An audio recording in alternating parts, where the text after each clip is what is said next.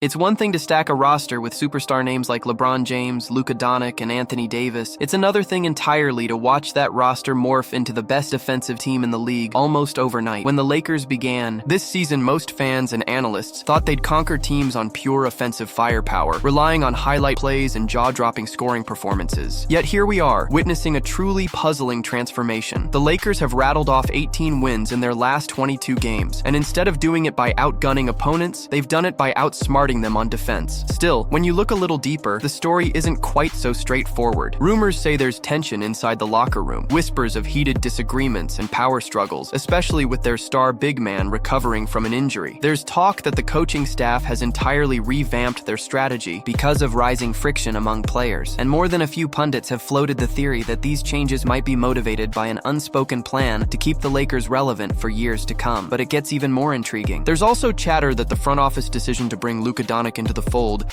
may have rubbed some veterans the wrong way. Some claim it was a desperate move that could backfire when real playoff pressure hits. Others say it's the best decision this franchise has made in years. One thing's for sure, the Lakers' sudden defensive evolution has everyone buzzing, and the speculation behind how they got here is more shocking than you might expect. Not too long ago, people labeled the Lakers as a run-and-gun team. After all, they'd built their reputation around LeBron's unstoppable drives to the rim, Davis's interior dominance, and Luka's ability to slice up defenses with step-back threes and pinpoint passes. Early in the season, they put up big, scoring numbers, yet their record hovered around 500 because of glaring defensive lapses. Then, seemingly overnight, everything changed. Around January, the Lakers started stringing together wins against top teams, like the Nuggets, Mavericks, Clippers, and Timberwolves. It wasn't the highlight reel offensive plays that drew attention, though. Analysts noticed their defensive rotations looked crisper, their communication was sharper, and they were holding teams under 110 points game after game. Naturally, fans and media rushed to credit the usual suspects. Maybe LeBron was finally locked in on both ends, or the coaching staff had found a genius defensive scheme. But rumors quickly surfaced that the spark was ignited after internal drama boiled over in a post-game meeting. Some sources claimed Anthony Davis confronted the team about their lethargic defensive energy, accusing certain players of slacking. Others said LeBron and Luka privately consulted with the coaching staff, demanding a system more suited to their style. All we know is that whatever that confrontation entailed, if it happened at all, it led to results. The Lakers catapulted from a borderline playoff contender to the second seed in the West. Still, that's just part of the story, because the speculation goes far deeper than a simple shift in defensive mentality. But that was only the beginning of the drama. The Lakers' renewed effort on defense didn't appear out of thin air. Some speculate it was triggered by front office chaos behind the scenes. After making a blockbuster trade for Luka Dončić, the franchise had to justify giving up so many assets, including popular role players who were fan favorites. Social media lit up with fans blasting the move. They worried the team had mortgaged its future for a single superstar with ball-dominant tendencies, someone who might not mesh with LeBron. Things got more complicated when Anthony Davis, the team's defensive anchor, faced persistent injuries. Each time his name popped onto the injury report, fans held their breath. Some critics accused Davis of being too fragile to carry the defensive load. Others argued that the coaching staff was failing to preserve his health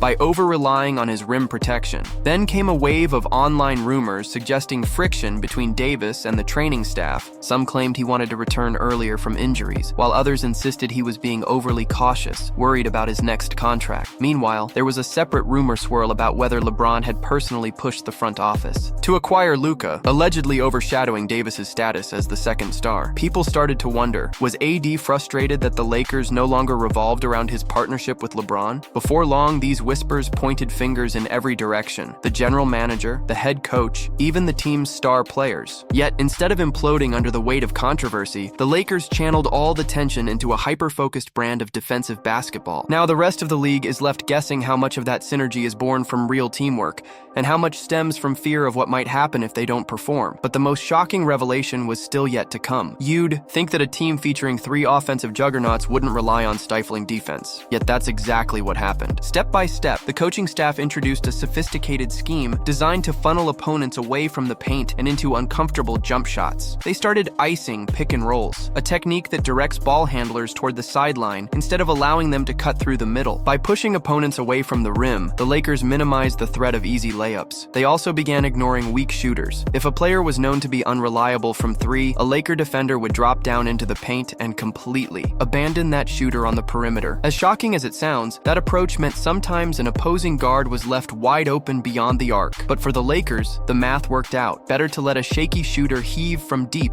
than let an elite slasher get to the basket. In game after game, teams like the Clippers, Mavs, and Nuggets found themselves clanking outside shots while LeBron and Luka hovered in help positions, cutting off driving lanes. One could argue that these changes are purely strategic, but another rumor gained traction. Perhaps some star players demanded the team adopt a system that masked their own defensive weaknesses. After all, Luka's not exactly known for quick foot speed on D, and LeBron, turning 40, can't play lockdown. Defense on every single possession. A funnel system that uses the entire team to help at the rim might just be the ideal way to compensate for certain players who prefer to rest on defense. Not everyone is convinced, though. Whispers say Austin Reaves feels overshadowed, believing his own scrappy defense and hustle never get enough credit. Allegedly, Reaves has voiced his displeasure to the coaching staff, leading to quiet tensions about whether the front office is shining the spotlight too much on the big stars. True or not, the entire team still seems to be on the same page once they hit the floor. And speaking of stars, one legend decided to crank up the drama even more. While many factors contributed to the Lakers' surprising defensive turnaround, LeBron James's resurgence on that side of the ball cannot be overlooked. By his own legendary standards, he's had stretches in recent seasons where he coasted on defense. But since the beginning of this incredible run, he's looked like a completely different player, swatting shots at the rim, deflecting passes, and rotating with intensity. Some say he's doing it to prove he's still the face of the franchise, especially after the franchise's public obsession with Luka's arrival. Others wonder if LeBron is trying to preserve his legacy, chasing another ring to silence critics who say he's washed up. Then there's the theory that he's angling for one last monster contract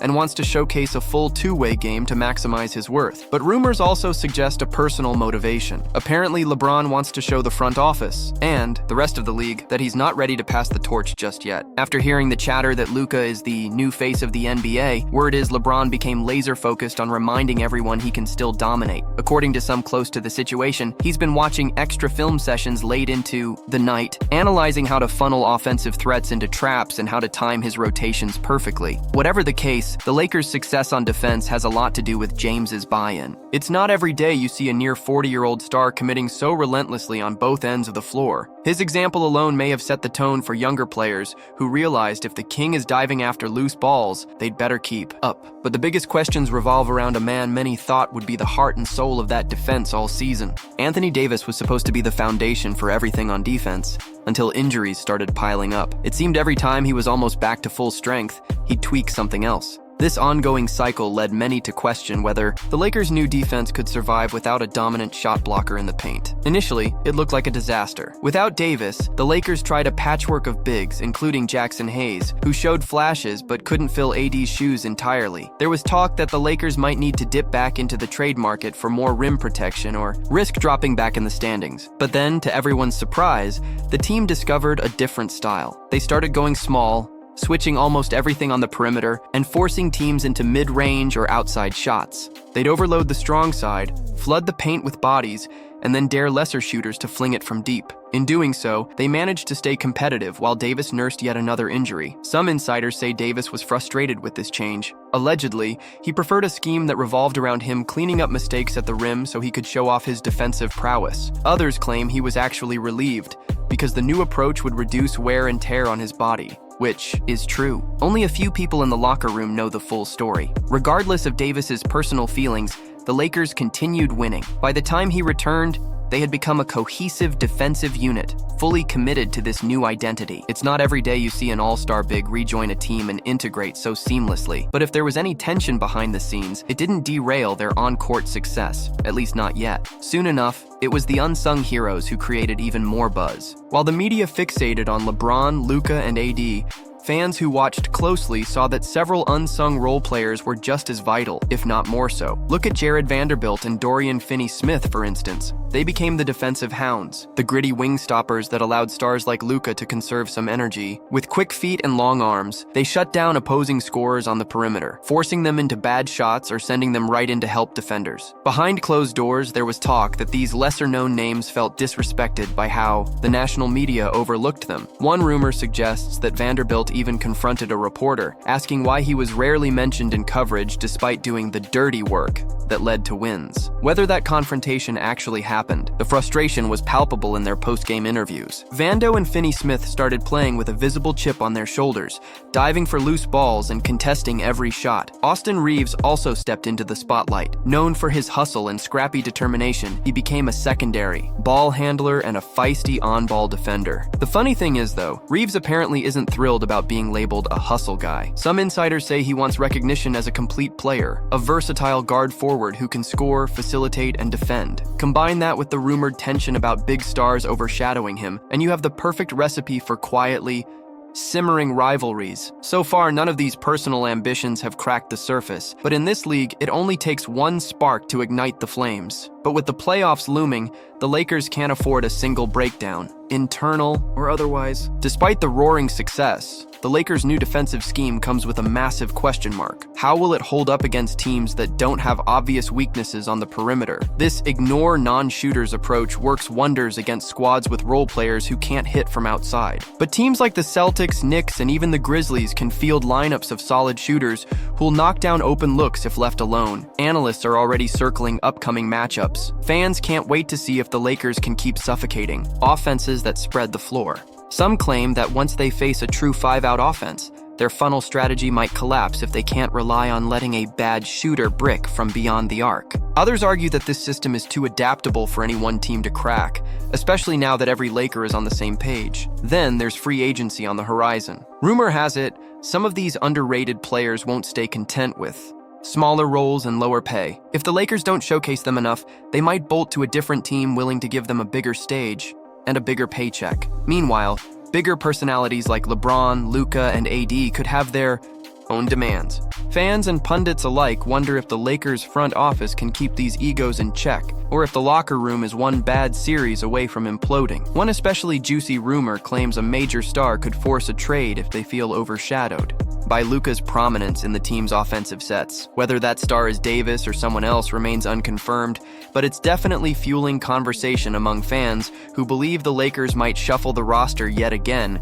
if they don't win the championship. But amid all these swirling doubts and anxieties, one truth remains. No matter which version of the rumors you believe, it's impossible to deny what the Lakers have done on the court. They've taken a roster full of big names and some lesser-known gems, and crafted an elite defense that has the NBA on high alert. They're shutting down drives, forcing teams into uncomfortable shots, and winning in a way that defies what most of us expected when the season began. Yet beneath that polished exterior lies a tangle of untold stories. Anthony Davis might still be nursing hidden frustrations about his role. Younger guys like Austin Reaves might be itching to prove they're more than just role players. LeBron may be pushing himself beyond reason to secure one more ring, while Luka is determined to solidify his place as the league's next generational superstar. And we can't ignore the persistent chatter about front office drama, potential trades, and a looming free agency that could reshape the team all over again. Will the Lakers' funnel-based defense remain impenetrable when every single playoff team knows exactly what to expect? Will the tensions and controversies stay buried, or are they bound to surface at the worst possible time? And if things go sideways in the postseason, how quickly will that rumored power struggle erupt into public view? For now, the Lakers are rolling, and if they can piece together an offense that's as consistent as their defense, they might become an unstoppable force. But one fact stands out above all else. The most intense battles in this franchise's journey might not be fought on the court at all. They could be waged in negotiations, locker room meetings, and the hearts of players struggling to protect their legacies. Keep your eyes on this team. Whatever happens next, one thing is certain. The journey they're on is anything but ordinary, and the real story behind their stunning run may be more explosive than anyone can imagine.